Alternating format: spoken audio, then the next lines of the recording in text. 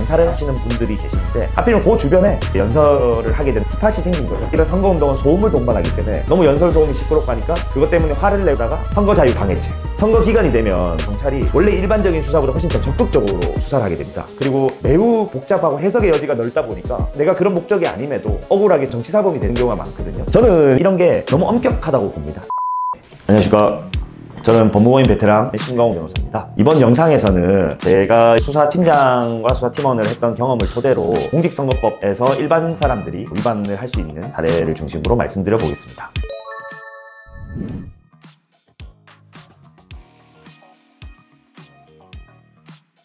제가 수사를 하면서 보면 공직선거법이 정말 복잡하고 여러 가지를 규율하고 있다 보니까 전문적이고 기술적인 내용들이 많아요. 일반인들은 이게 어떻게 실제 적용되는지를 모르고 그냥 행동하다가 자기도 모르게 위법 행위를 하는 경우가 많습니다. 제가 수사를 하면서 봤던 케이스는 크게 세 가지입니다. 첫 번째가 붙어있는 선거 벽보나 현수막을 훼손하는 행위. 그 다음에 인터넷상에 글을 쓰거나 다른 사람에게 특정 후보를 비판하는 내용을 적다가 잘못된 정보였다는 이유로 후보자 비방죄가 된다는 케이스.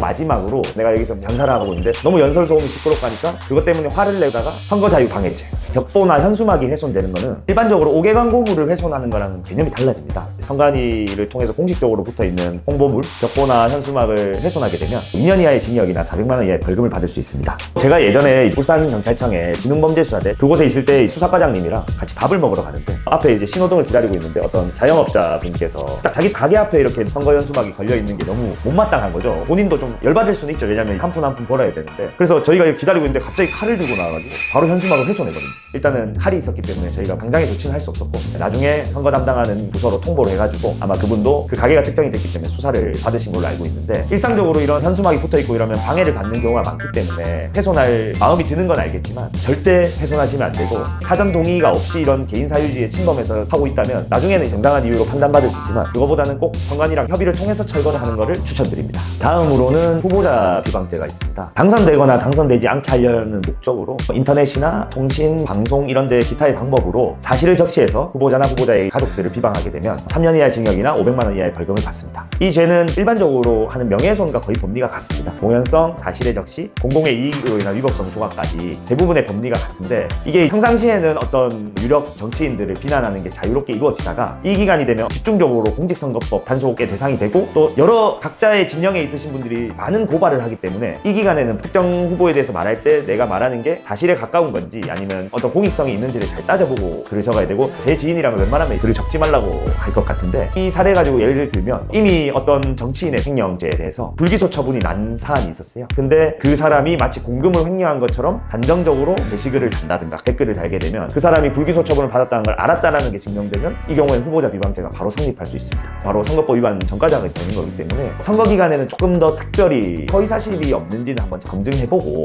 조심해서 댓글을 달아야 되고 수사 대상이 됐을 때 견디기가 되게 힘들 수 있기 때문에 말을 아껴서 하는 것도 좋지 않을까. 다음으로 세 번째가 선거 기간 내에는 정해진 규칙에 따라서 각 진영 정치 집단에서 자유롭게 연설을 하고 홍보하고 하는 그런 과정이 있는데 이거를 방해하게 되면 공직선거법 위반이 될 수 있습니다. 특히 경찰에 있을 때 자주 접하는 게 연설하면 사람들이 모이고 이러면 시끄럽잖아요. 그러면 사실 그 주변에 그냥 있던 사람은 정치에 관심 없는 사람은 되게 불쾌하단 말이에요. 그래서 그거를 방해하는 어떤 행동들을 했을 때 두 가지 죄로 처벌을 받을 수 있습니다. 일단 연설 방해 행위는 그 연설 자체가 진행이 못되게 완전히 방해하지 않더라도 그런 행위들 때문에 일시적으로 연설을 중단하기만 해도 이미 성립은 합니다. 연설 등과 관련된 선거 자유 행위를 방해하는 죄 10년 이하의 징역, 500만 원 이상 또는 3천만 원 이하의 벌금을 받을 수 있고요. 실질적인 그런 방해까지 이르지 않고 그 연설을 방해할 목적으로 소란 행위를 계속 주변에서 일으켰다면 연설 방해 등 금지 행위를 위반한 걸로 2년 이하의 징역이나 400만 원 이하의 벌금을 받을 수 있습니다. 각별히 유의하셔야 됩니다. 다만 단순한 야유나 아니면 그냥 각자 원래 하던 사담을 나누는 게 좀 방해가 되거나 하는 행위들은 사회상규에 저촉되지 않을 수는 있죠. 제가 현장에 나가봤을 때 주로 경험한 거는 노상에서 장사를 하거나 하시는 분들이 계시는데 하필이면 그 주변에 연설을 하게 된 스팟이 생긴 거죠. 그래서 사람들이 이제 군집을 하니까 그분 입장에서는 그냥 정치 관심도 없는데 이런 선거운동은 소음을 동반하기 때문에 화가 나는 거예요. 그분이 소음이 시끄럽다고 20분 동안 소리를 지르는 경우가 있었던 거죠. 그게 엄청 심각한 정도가 돼서 실질적인 연설이 진행이 안 될 정도가 됐으면 선거자유방해금지법 위반이 돼서 더 강하게 처벌을 받고 그 정도는 아니고 소란을 일으켜서 분란을 일으키는 정도에서 그쳤다면 그것도 연설을 방해한 행위로 처벌이 될 수 있습니다. 그래서 선거 기간 동안에는 선거 자유를 좀 더 중요하게 생각해서 선거에 관심이 없어도 수인을 해야 되는 부분이 아닌가 그렇게 생각을 합니다. 일반인들이 모르고 어길 수 있는 사안에 대해서 오늘 대표적인 케이스들을 말씀드렸는데, 선거 기간이 되면 공직선거법에 저촉되는 행위가 있는지에 대해서 경찰이 원래 일반적인 수사보다 훨씬 더 적극적으로 수사를 하게 됩니다. 그리고 매우 복잡하고 해석의 여지가 많아요. 1심도 다르고 2심도 다르기 때문에 수사기관은 적극적으로 수사하는데 해석의 여지가 넓다 보니까 내가 그런 목적이 아님에도 억울하게 선거법 위반 정치사범이 될 수가 있는 경우가 많거든요. 그렇기 때문에 이런 법에 대한 기술적인 면까지 다 접해보고, 그리고 수사기관의 행동 메커니즘까지를 이해할 수 있는 전문가들에게 상담을 받고 대응을 해보시는 걸 추천드립니다.